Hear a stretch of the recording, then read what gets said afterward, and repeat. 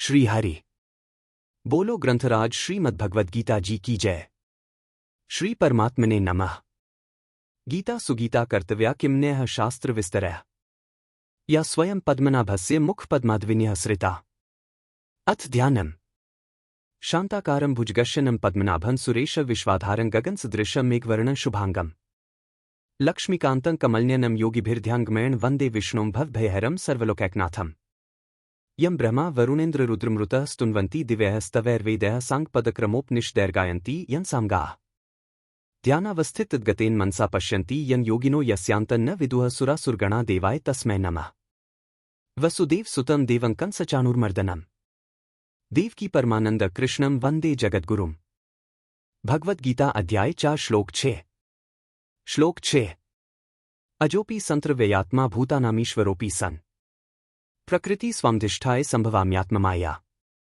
यद्यपि मैं अजन्मा हूं और मेरा स्वरूप अविनाशी है, तथापि संपूर्ण सृष्टि का ईश्वर होकर अपनी ब्रह्मांडीय प्रकृति में स्थित रहकर मैं अपनी स्वयं विकसित माया भ्रम से शरीर धारण करता हूं।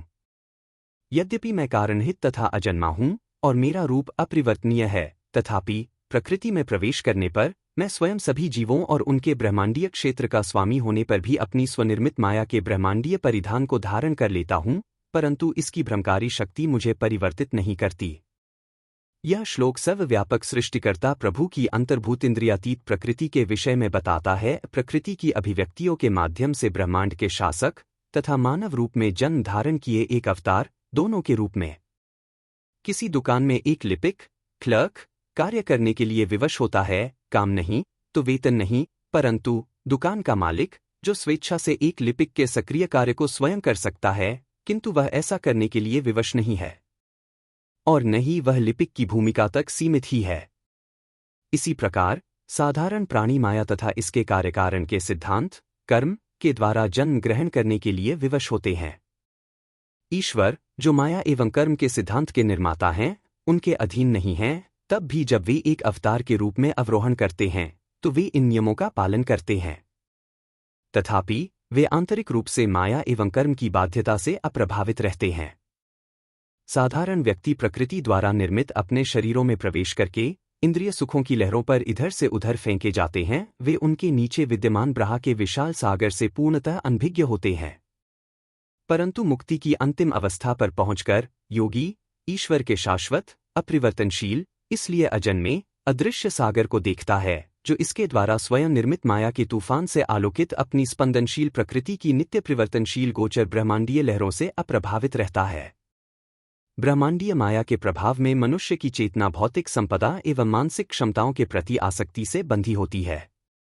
दूसरी ओर आत्म साक्षात्कार प्राप्त योगी पाता है कि वह स्थूल शरीर धारण करके सांसारिक इच्छाओं एवं उनके कर्मफलों से आसक्त हुए बिना उसके द्वारा कार्य कर सकता है, जैसे प्रभु के सापेक्षता के भ्रामक सिद्धांत द्वारा शासित सृष्टि के संपूर्ण ब्रह्मांडीय स्पंदनात्मक शरीर में उनकी प्रज्ञा मौन रूप से कार्य करती है, यद्यपि वे अनासक्त तथा कर्म मुक्त रहते हैं।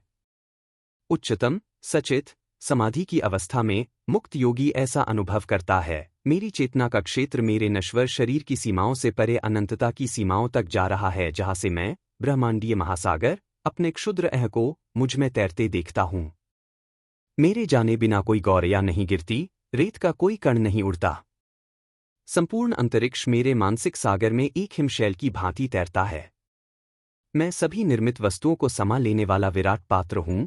वह एक साथ ब्रह्मा को अनंत शांति के एक तरंगविहीन सागर के रूप में तथा ब्रह्मा को उस सागर के अनंत हृदय पर नृत्य करती सृष्टि की चंचल लहरों के रूप में स्वयं को प्रकट करते देखता है। यह श्लोक मनुष्य को अत्यधिक प्रोत्साहन देता है। स्वतंत्र चुनाव के उपहार के दुरुपयोग से बचकर तथा क्रियायोग के अभ्यास द्वारा वह ईश्वर के प्रतिबिंब में दीदीप्यमान हो सकता है, एक प्रतिबिंब जो अभी तक अविद्या से ढका हुआ था। स्वयं को परमात्मा के रूप में स्मरण करके ज्ञान से प्रकाशित योगी यह जान लेता है कि वह भी ईश्वर की भांति ही शारीरिक परिवेश अथवा कर्म अथवा प्रकृति के नित्य परिवर्तनशील गुणों से मुक्त रहकर जगत में कार्य कर सकता है। ईश्वर ने काल के मंच पर घटनाओं से पूर्ण इस ब्रह्मांडीय नाटक को हमारे मनोरंजन के लिए बुना है, परंतु हम छाया चित्रों को ही वास्तविक सत्य मान लेते हैं। मात्र एक ही पूर्ण सत्य है ईश्वर। बोलो ग्रंथराज श्रीमद्भगवद्गीता जी की जय। जय श्री कृष्ण।